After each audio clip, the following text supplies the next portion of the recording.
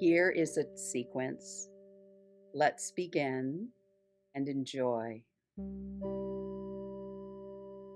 We're gonna go and just lie on the floor with the knees bent for a minute and then slowly slide both feet out so there's a little space between the heels.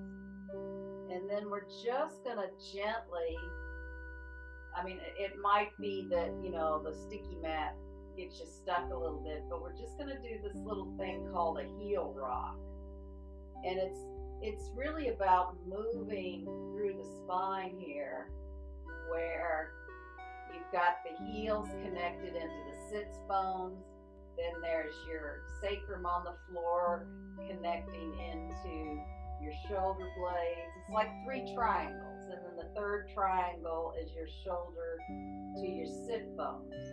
And just so it's gentle, it's not about forcing it, it's just a gentle rock, and it helps you to feel into if you're holding tension somewhere or if you've got a little bit of sidedness going on.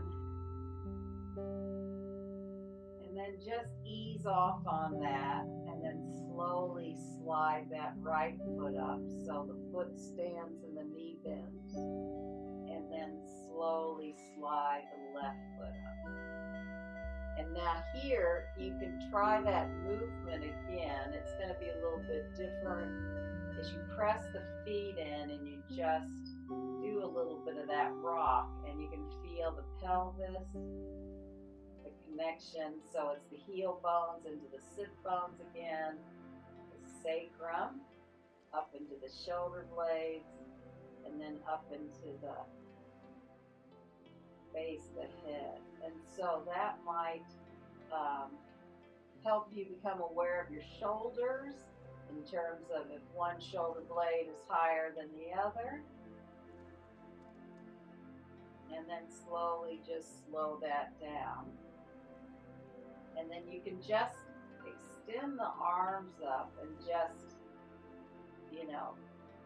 stretch one, stretch the other, and just see by doing this a few times, if maybe it helps you then release those shoulder blades down into the neck.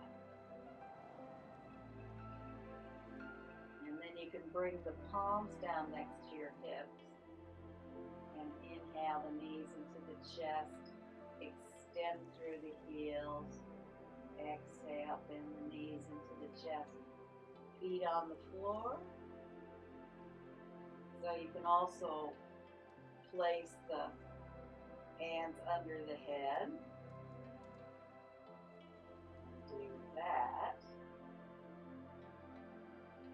Or if you want a little bit more effort or work, you extend the arms overhead. And it's even possible, if you want to hold your elbows, to do it this way. I just got a little crack in that. And there's something really nice about this to open the fronts of the armpits. So again, there's a few choices to play with. And then the next time you bring the knees in, you're going to extend one heel up and one heel towards the floor. A couple of breaths here. Bend both knees into the center again. Extend one heel, hovering if you want more intensity. If you want less intensity, you just bring the legs closer together.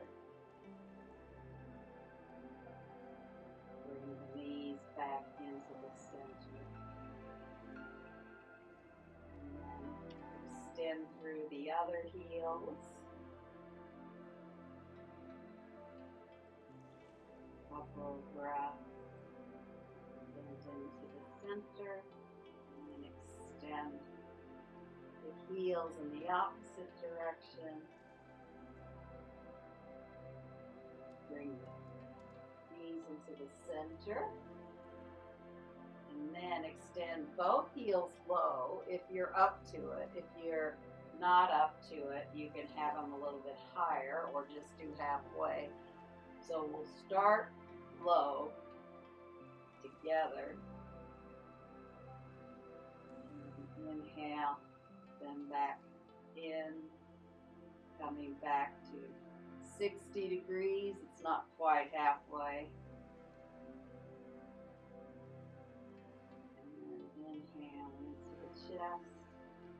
And then up to the top, 90 degrees if you can do it. You can do it a little bit lower if you need to. And then see how slow you can exhale the feet all the way down.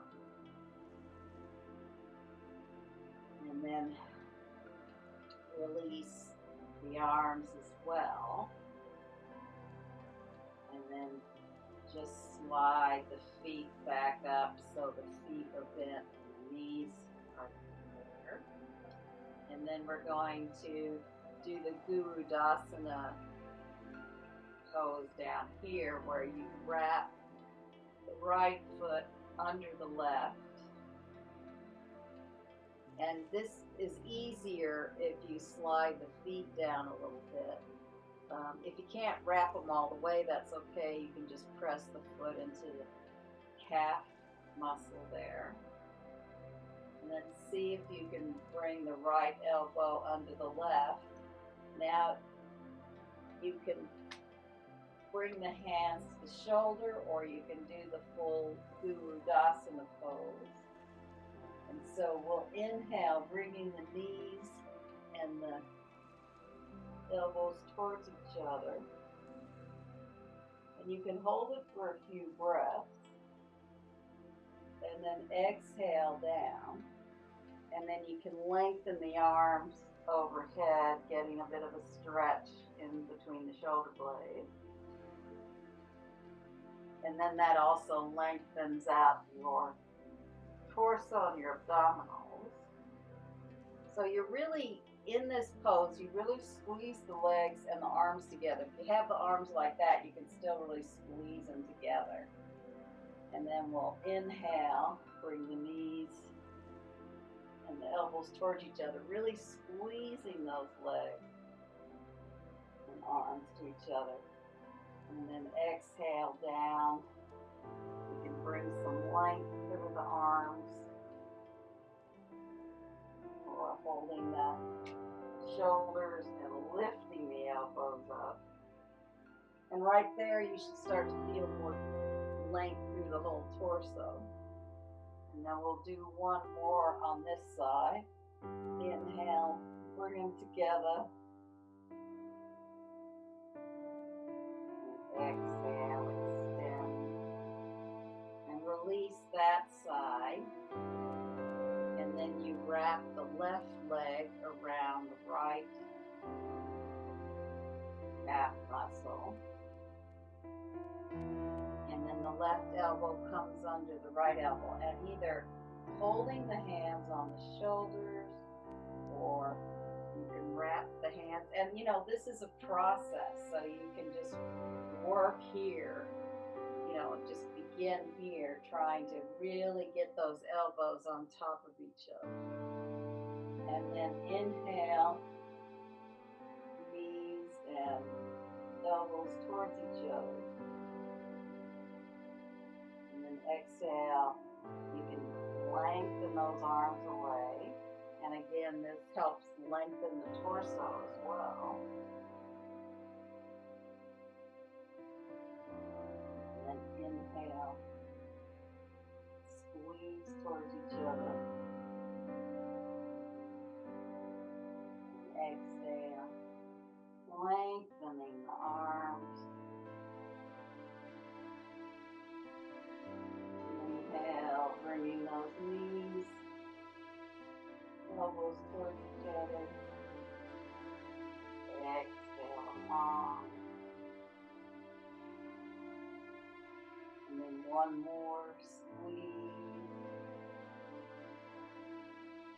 And release it all. Bring that foot back. want to, you can press it and just shake out the middle body, the hips.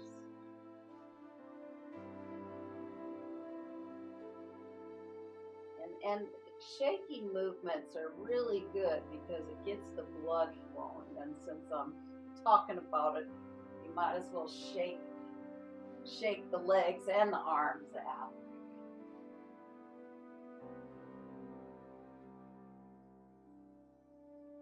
And then roll to your side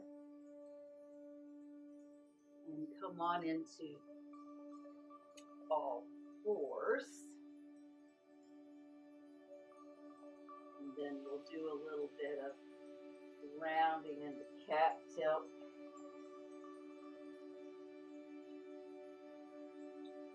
Inhale to dog. Exhale to cat.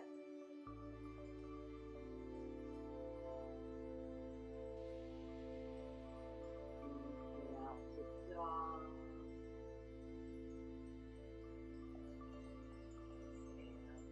Cat.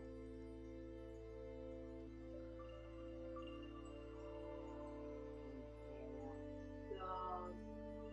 And then you come into neutral and you begin to swing that right knee towards the forehead and just come more forward. Swing it in and lengthen it long so you're not really muscling here. Now, if you want more work in this pose, you can extend the front arm and bring that in. But just make sure that you're well balanced. But it's fine if you just swing the knee towards the head. Come long. And if you're doing the elbow, just make sure that you're still rounding the spine here. And next time the leg is long, extend through the fingertips and the toe tips. Feel that length and support. And bring both that hand and that chin back down to the mat, and then start to swing the other knee in. Inhale long.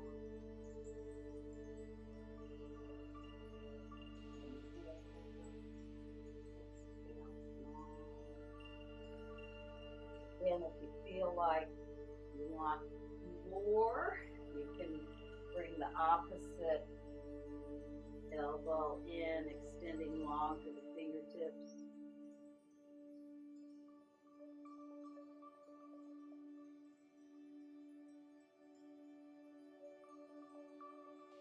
And the next time the leg is long, leave the arm long, real through the toe tips and the fingertips.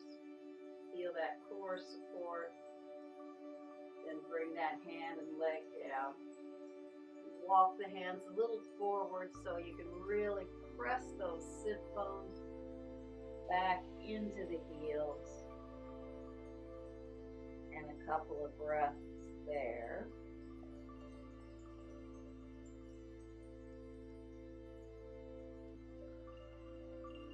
And then from here, keep the palms down and see if you can really bring the forearms down so you're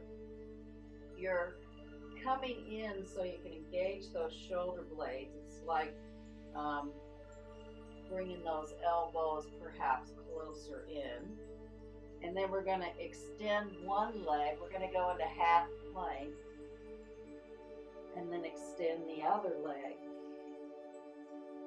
into half plank. Couple of breaths here, really pressing through the legs out to from the tailbone all the way out to the head. And then slowly come down to the mat Just start to walk your elbows forward, but keep a bit of action in the legs, and you can get this little armpit stretch here.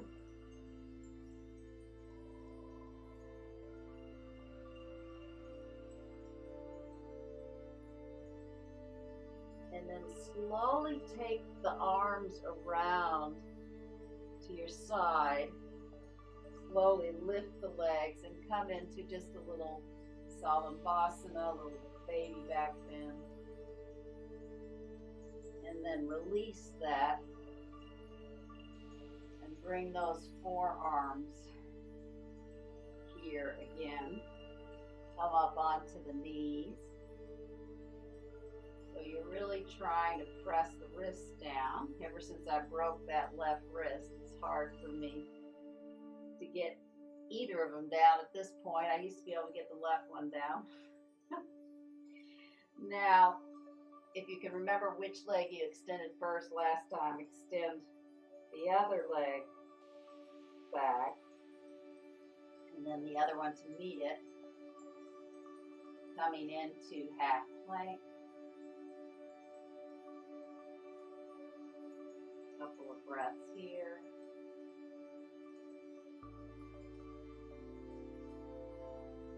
And bend the knees down, coming into that shoulder stretch. So walking the elbows forward, palms together, still a little bit of action in the legs. Forehead, press the forearms, and stretching into those shoulder blades.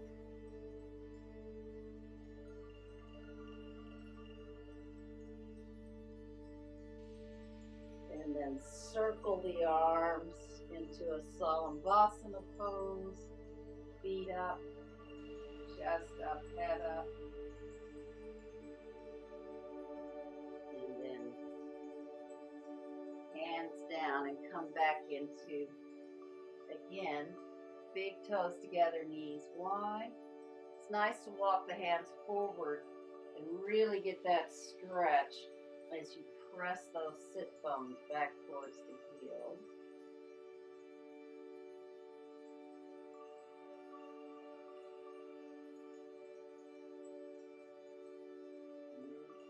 Inhale, come up, tuck the toes under, come into a downward facing dog.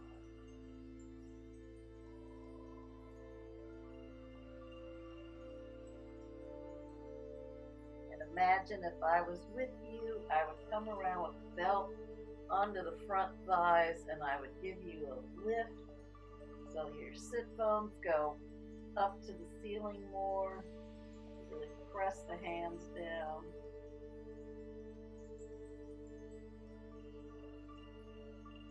And then go back down on your knees into big toes together. Knees wide, bringing those sit bones back.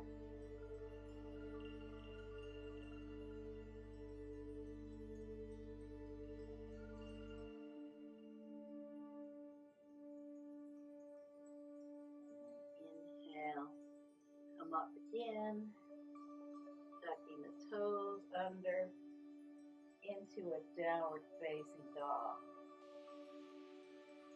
And then see how you go. If you can come into full plank here. And then on your next exhale, just roll the chest forward into upward facing dog. And then come back down, up into downward facing dog.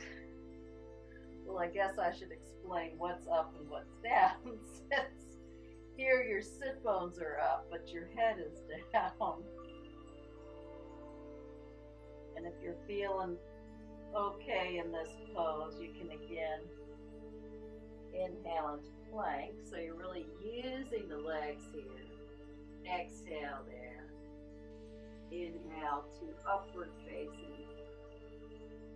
And then exhale into downward facing.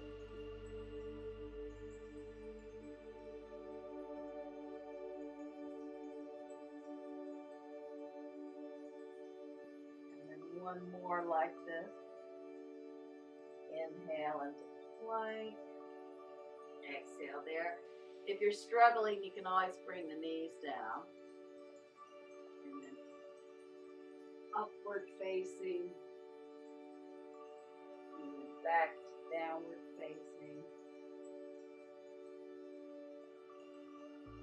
And from here, see if you can bring that right foot between your hands. Really stay deeply in that lunge. And then see if you can slowly raise the upper body up into Warrior One, Virabhadrasana 1, or Warrior One.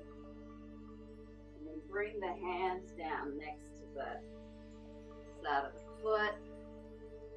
And then bring that foot back into Downward Facing Dog. Inhale, bending the left knee. You can always use your hand to bring it through.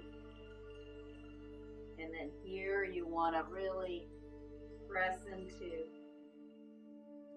the heels in particular. Find that stability in the legs so you can raise the upper body into Warrior One.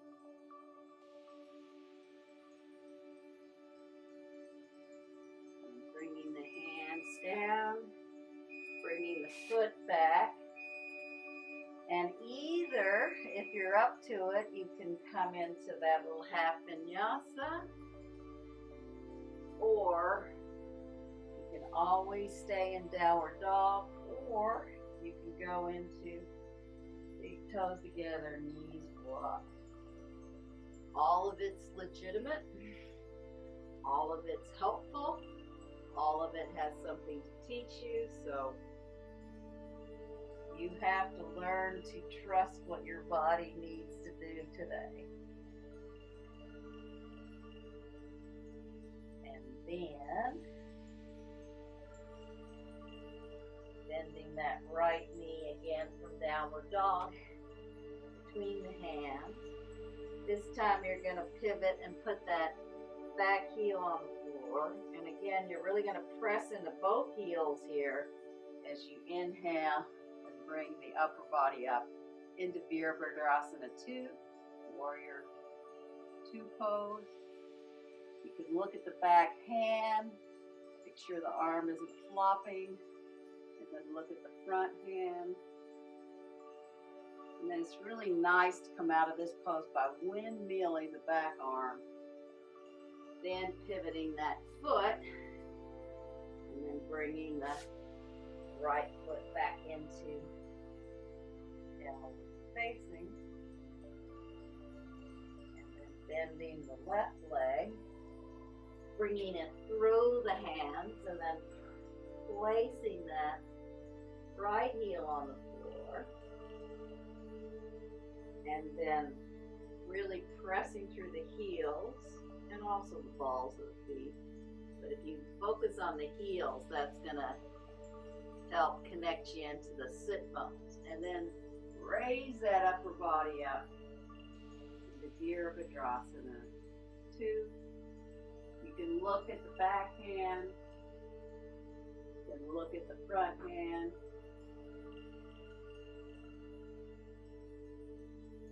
And then you can windmill the back arm around, hands down, bringing the foot around, taking the leg back into downward dog, and either the vinyasa or big toes together, knees wide. Inhale to plank, exhale there.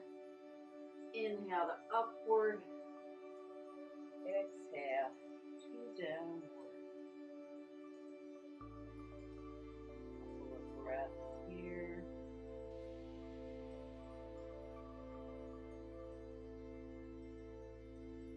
And then bending at the right knee, bringing it through, placing that heel down. And this time you're going to straighten the front leg and unfurl the arm up like a fern into triangle pose.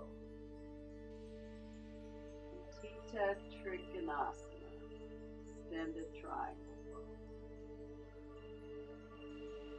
And then coming out, you start bending that front leg, hands down next to the foot, pivoting that heel up, and bringing that foot back into a downward facing dog. Bending the left leg, bringing it between your hands, pivoting the right foot down, and then slowly straighten the leg, unfurl the top arm like a fern, extended triangle pose, Utthita Trikonasana.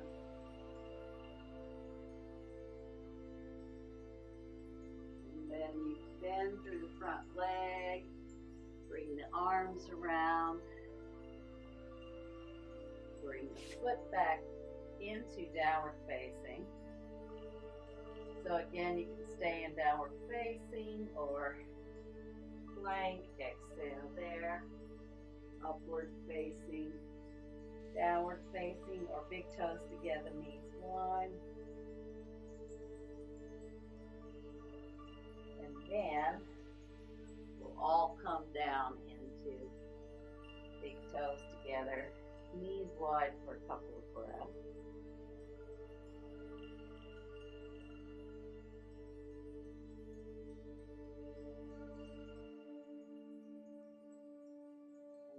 Slowly come up. And if you have a block, it would be great if you could use a block.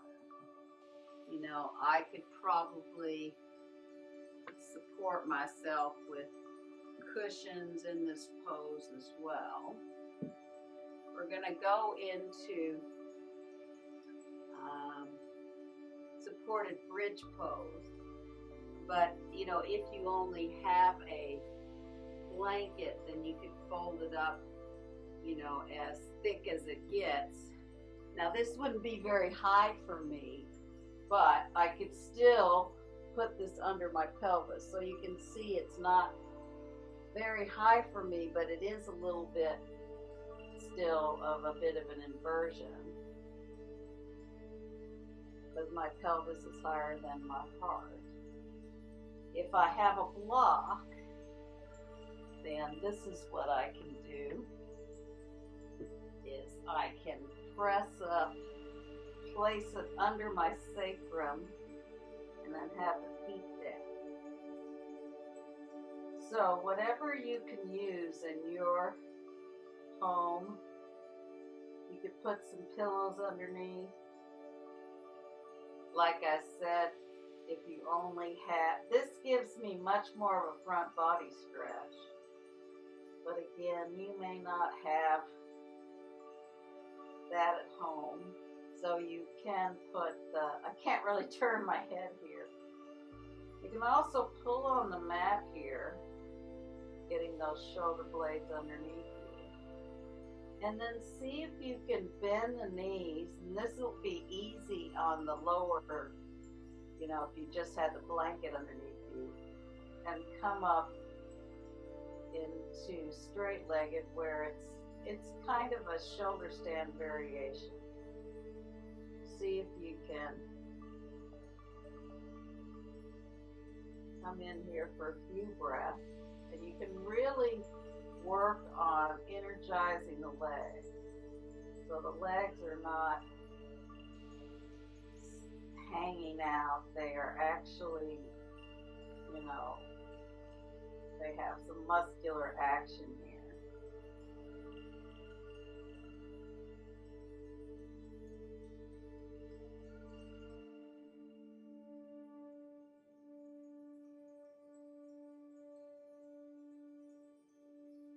And then slowly bend the knee and see if you can place them back down to the floor in bridge pose.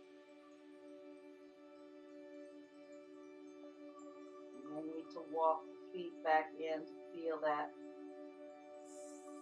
heel to the sit bone connection.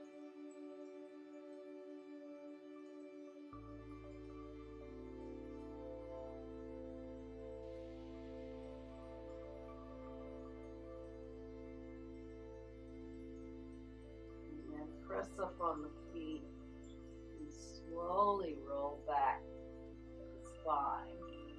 And whatever Shavasana you'd like to do today, you can either extend the legs long, you can put something under your knees, or you can do a little bit of feet up the wall. So whatever you have with you, you can use that. So whatever position you have chosen, make sure that whatever part of the body's touching the floor, that you can feel it softening and spreading.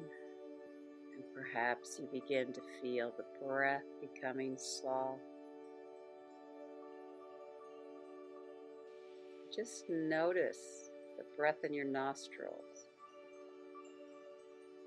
Is it in one nostril or is it in both nostrils?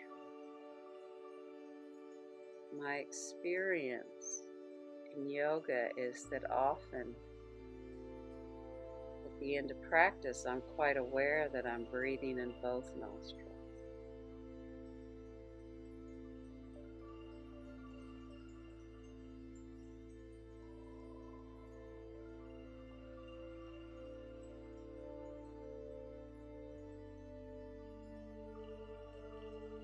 And see if you can allow the body to become heavier into the floor and heavier, or sinking. Let's use the word sinking. So your body is sinking deeper into the floor, into the support, sinking deeper and deeper.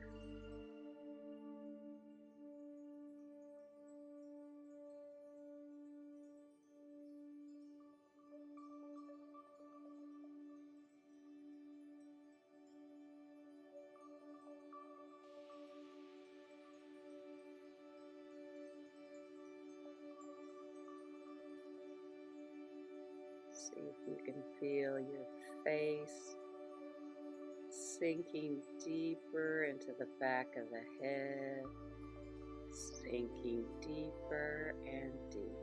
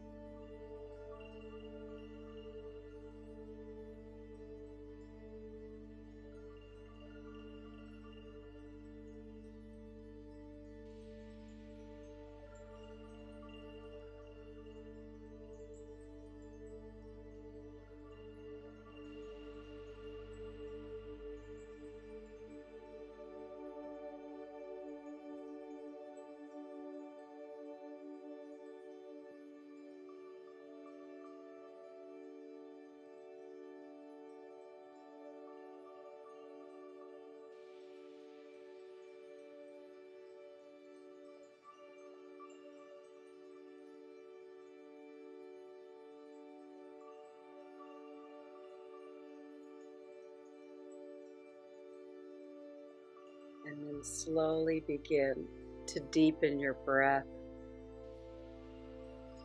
bringing a little bit of movement in your fingers and toes. And then you can take a nice, big, long stretch in the body. You can wiggle your way towards rolling on your side. And then you can slowly come up to sitting.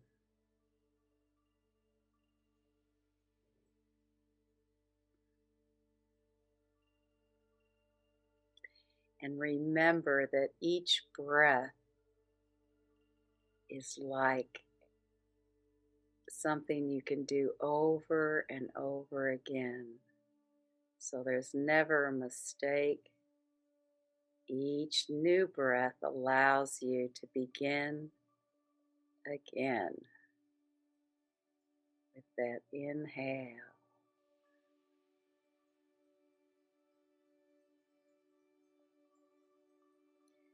And thanks for being here, and namaste.